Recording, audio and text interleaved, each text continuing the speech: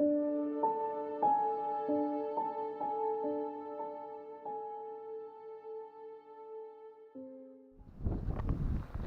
we're at the bottom of the lane. We've got to walk up there. It's about a 20-minute trip up a steep hill to get to the church. Just give you some more information on the church when we get up there, but let's go.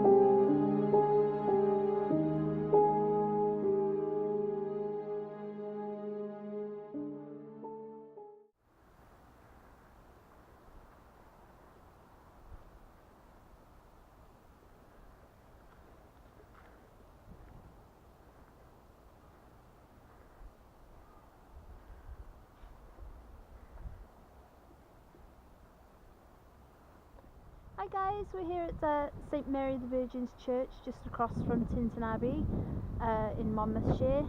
There's a lot of dark history surrounding this church. It was built in 1866 and it was used as a respite for the monks down in the abbey. It was disused in 1972 and then following that it was destroyed by a fire in 1977 where apparently 2 boys lost their lives while being trapped underneath the church. Some say it's haunted. The sort of feelings we've got from here so far are only that of peace and tranquility, so we haven't felt anything unusual. But yeah, it's a beautiful sight and glad to share it with you guys.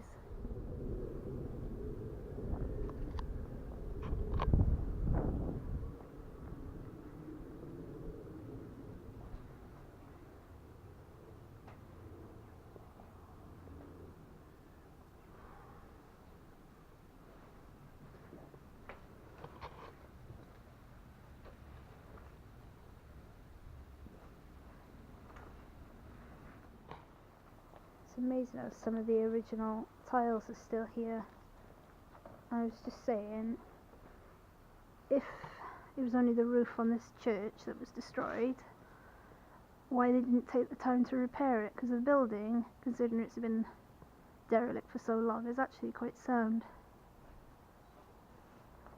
And also it's really windy outside of the church, and as soon as we've got onto the site, it's just eerily quiet. There's not a breath in the sky. It's crazy.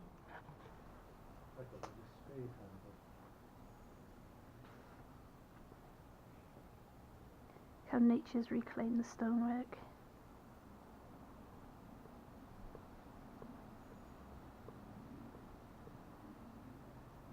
And just discovered oops, these bamboo canes, which clearly haven't grown here naturally. So why somebody would bring those up here? Right. So this church was built in 1866. And it became redundant in 1972, and then it was followed by a fire that destroyed the church in 1977. Now apparently the fire that destroyed this church was the result of 5 teenage boys messing around. Some say it was with the Ouija board, others just say it was a tragic accident, but 2 of them got caught down underneath the church and were killed in the fire. Whoa.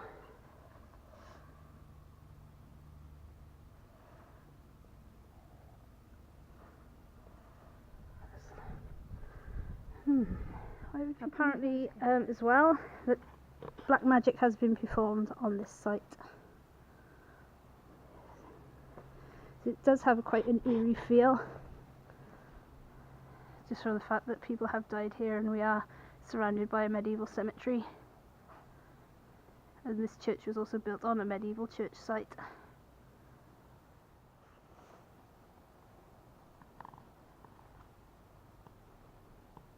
Now that tree looks like it's been burnt, which means that somebody else has obviously been up here at some point trying to either cause damage to the church or doing some sort of ritual. Who knows?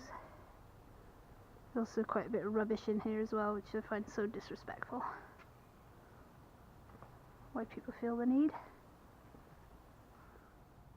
This is a view out one of the windows near the altar. Breathtaking views.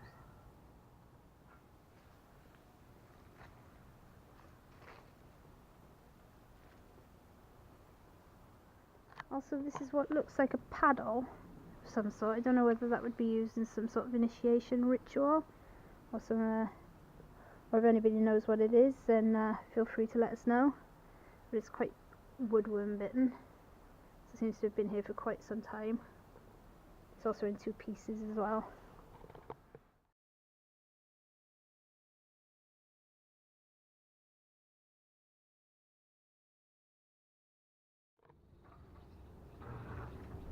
I don't know if you can see it on the camera, but there's actually charred wood from a fire up towards the corners where the beams would have met for the roof. It just goes to show that there definitely was a fire here.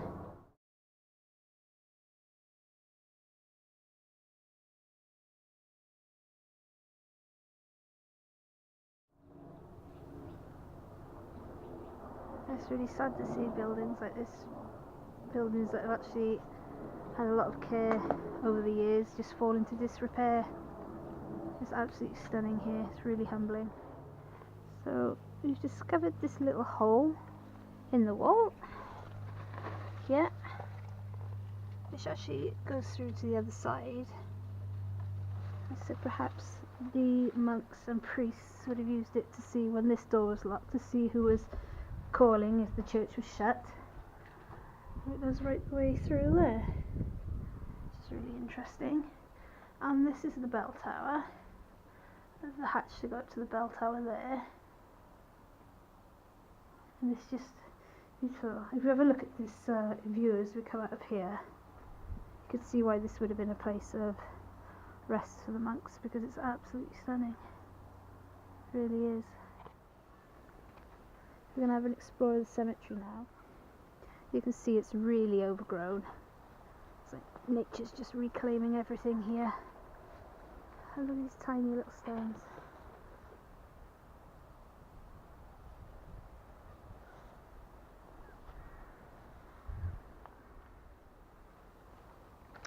that's beautiful. It's got a poppy on the top of the stone. Oh. It's so peaceful here. I thought I'd feel really sort of paranoid and... I feel really calm. Yeah, I do as well.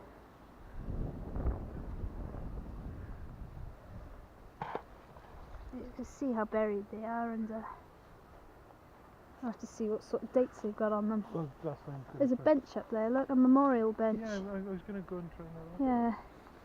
See, you just don't know where the graves are, really. If you walk across there, you don't know. Let's see, if you... What was that? If you look from this angle, it's quite big. When you're in there, you didn't think, but we've been in there. Yeah. And if you think, no, I haven't been in there, but we have, and we've There's been glass in that window. Is there? Oh yeah, a little. Is it? I'll have to go and have a closer look. Yeah. Try to get it right in the middle. It's a squirrel. I've never moved so fast in my life. It's a squirrel. Living squirrel. I didn't have that on camera. Oh, it is recording. This gravestone is so old. You can barely read what it says on it. But I think I can make out it says that the person died in 1896, died aged 26 years old. Which is no age at all. I'm just really conscious of where I'm putting my feet, as I don't want to be disrespectful and stand on any hidden graves. Because, as I said, it's completely been reclaimed. So, just trying to be as respectful as we can while we're here. These little tiny stones. So we've got some soldiers buried here from the First World War, and somebody's come up here with painted stones with poppies on. So far we've found 3. One was dated 1917, that one's dated 1916, and then this one here is dated 1919. So they would have all been in the First World War. But these little poppies, somebody's come up to do that. It's absolutely amazing.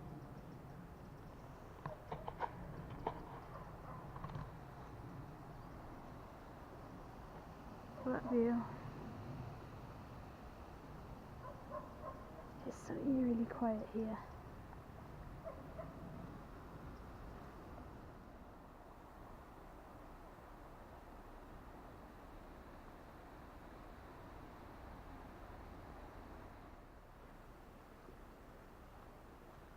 I don't know why that one looks like it's open. The person is buried in there, must be buried underneath it. But look at this.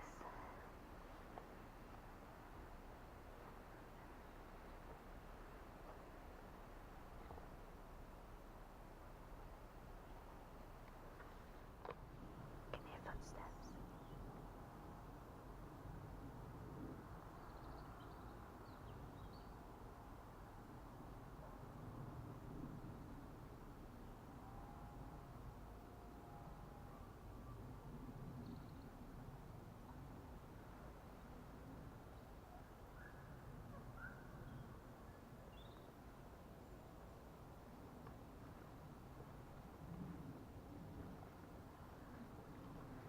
Beautiful that some people would have been remembered in such a way that they must have been very loved.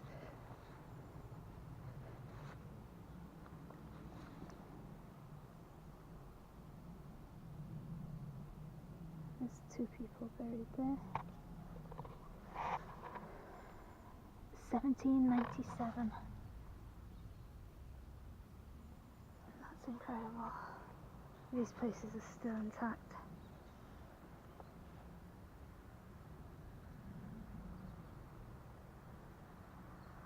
So it'd be really creepy if somebody was looking back at us. That's the sarcophagus over there, which I believe was the son of an ironworks owner buried there. It truly is a humbling thing to be here. To witness what this church could have been. And it's a really somber sort of feeling here. It's absolutely beautiful. And the age on some of these graves date back to the 1700s, which is amazing. And it has been maintained. It's overgrown, but it is maintained.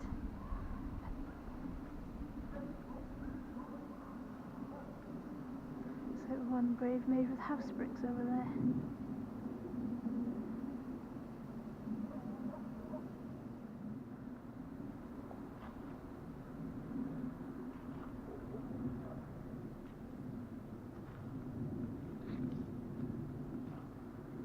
There's a sarcophagus tomb there. And the obelisk.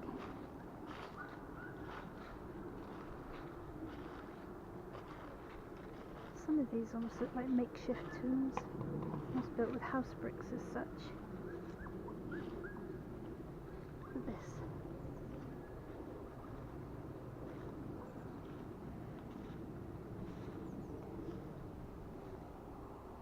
Remains of J.S. Brown, son of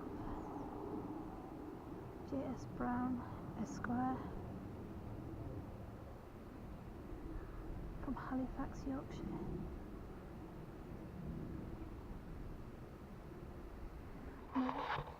The grave behind me's got a fence around it. It's probably the sign of somebody quite wealthy being buried here. The fencing will probably go about 6 feet under the ground as well, and it's to try and prevent people robbing the bodies from the graves or robbing things out of the graves that they were buried with. Whether some of you have heard of the two Scottish grave robbers, Burke and Hare. Well, people started doing this to prevent their bodies from being stolen and sold to medical practitioners for experiments. So I imagine that goes quite far under the ground. But there's no markings to say what sort of grave it actually is or who it belongs to. And these monuments, there's 3 of them. There's this one, there's a sarcophagus, and then there's the obelisk, which looks like a pyramid. And they were 3 wealthy ironwork owners who lived in the area. And were buried here. The other one's up here. Ooh!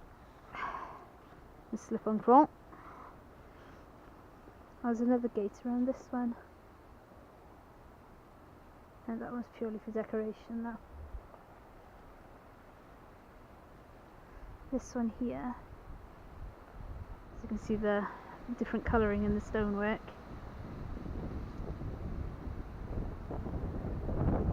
I believe it was Richard White, son of George White, again, who was one of the ironwork owners. Believed he ran the ironworks in this area for about 30 years.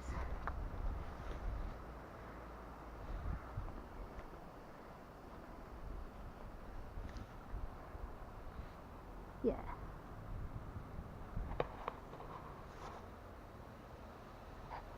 It's basically said that he was beloved by all and lived without an enemy. The original inscription is no longer visible, but this would have been put on here when it was restored. What a beautiful monument. And then that's the obelisk.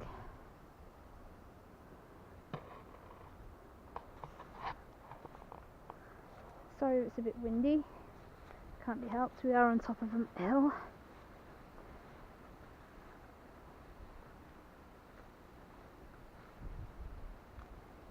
Behind me is the sarcophagus of Richard White. This is actually one of the earliest dated listed burial grounds, which means it has to be looked after and restored in the proper traditional methods. Previously, these stones on the side have been crumbling off and broken, and you can see by the changing colour where they've actually done the repairs on it. Now, Richard White was a son and owner as well of some of the local ironworks, and he'd have been quite a wealthy man, and according to the inscription on the side, he was quite a well-beloved man as well. It states that he has no enemies, and he was, well, it does say he was beloved by all at the time of his death, so it's quite a humbling thing to come and see. It's beautiful. I've never seen anything like it, but they have done an excellent job on the restoration. The only telltale sign is that it's actually a different colour. So, and to have it listed as well, so the Welsh Government have to look after it and keep it under maintenance. My batteries are draining really fast. I've changed it once and this one's half dead.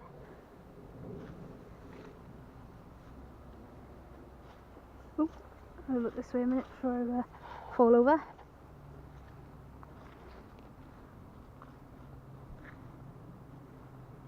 There's no inscription on that one, is there? No.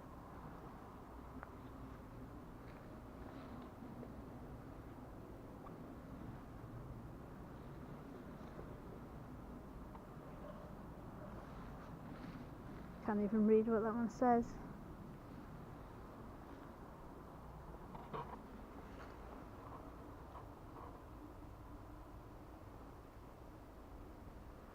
How does that even stay up?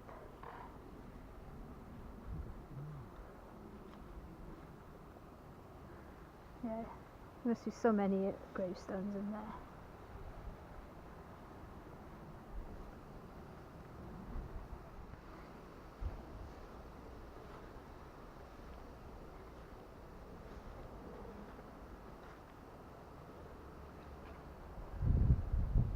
You feel so good.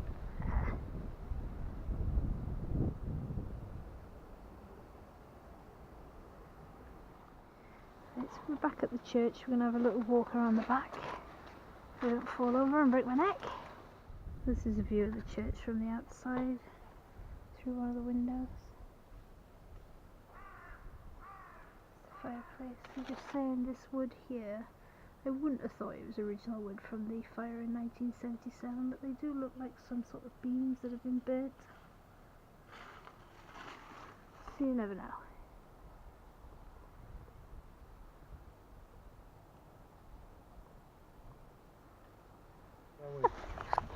Thought I just stood on someone's foot.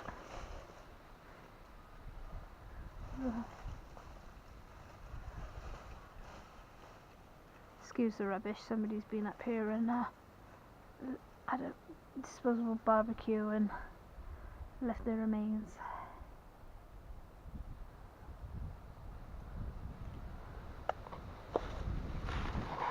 I hope you're enjoying this adventure with us. It is our first urban exploration video. Trying to make it as interesting as possible. Whoa! It scared me. I wouldn't do that either. No.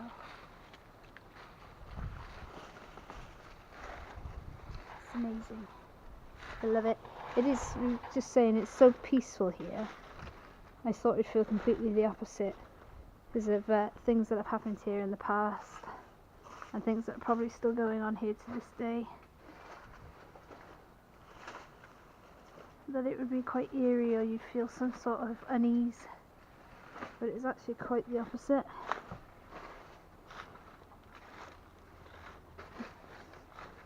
So there's the burnt wood from the inside. They do look quite old. It may well be from the original building, but who knows. A little fireplace. I love the ivy.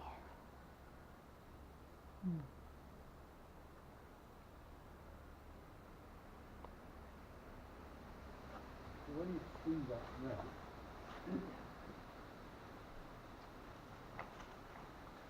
you see that photograph,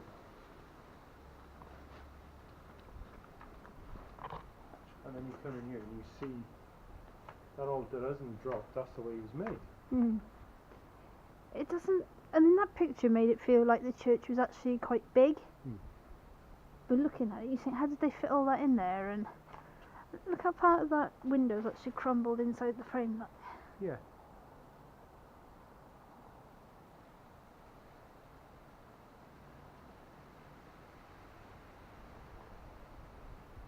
I can't believe you found those.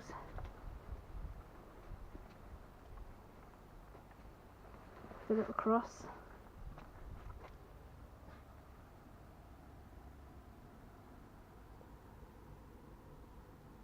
But we actually heard a woman's voice from behind us outside the church, and We've gone to investigate and nothing's there.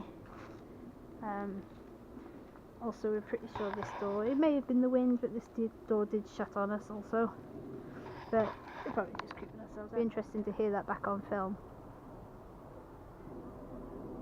Because we both sort of just looked at each other and then... If you look closely, there's actually some of the glass left in the window frame on the left hand section of the window towards the top.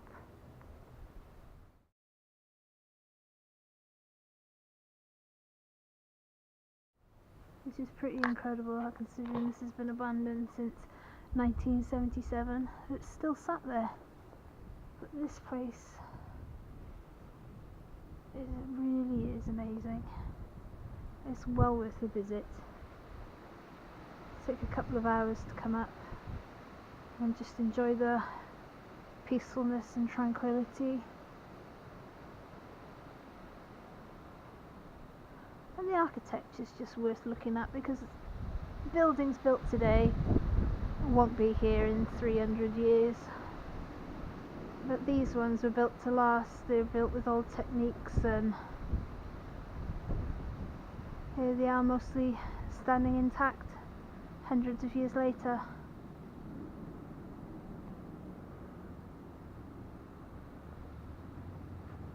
Beautiful.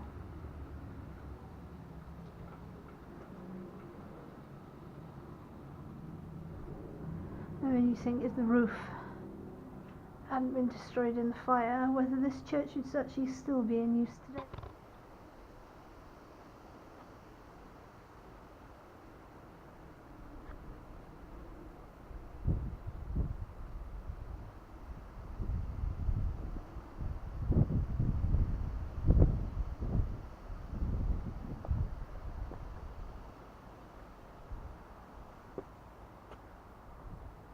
It did say, mind, that the doors shut on the people who were killed in here and they couldn't get out. I think we've stayed here too long. I'm just wondering whether when we came in I did this. That's all I want to see. No, it stops. It's actually stuck on the ground.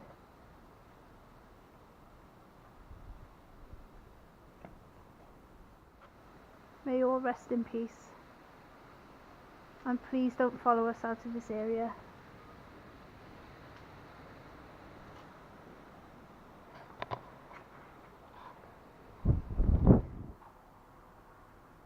Stop moving now. It does. Cunts.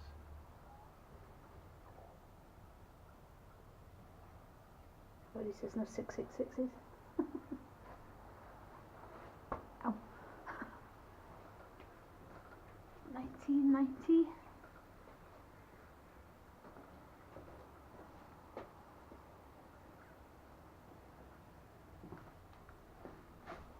Right, we're going now. Thank you for letting us visit, and please do not follow us out of the cemetery, and may you all rest in peace. So guys, that's it for our adventure this week. Hope you've all enjoyed. It's been actually quite a calming and wonderful experience. I expected it to be really dark and sinister from what I've heard and read, but it's actually been quite the opposite. I'd like to come back here again, possibly in the evening when it's starting to get dark, just to see if the atmosphere changes. But it really is worth a visit if you want to come and pop by. It's just situated above the town of Tintern in Monmouthshire, on the border of the England and Wales, and we've really enjoyed it. We've been here a few hours now and hope we've picked up some stuff on camera, and we shall see. Yeah, so if you've enjoyed this video, please like and subscribe, and hopefully there'll be more adventures following soon. So thank you. Have a great day, guys.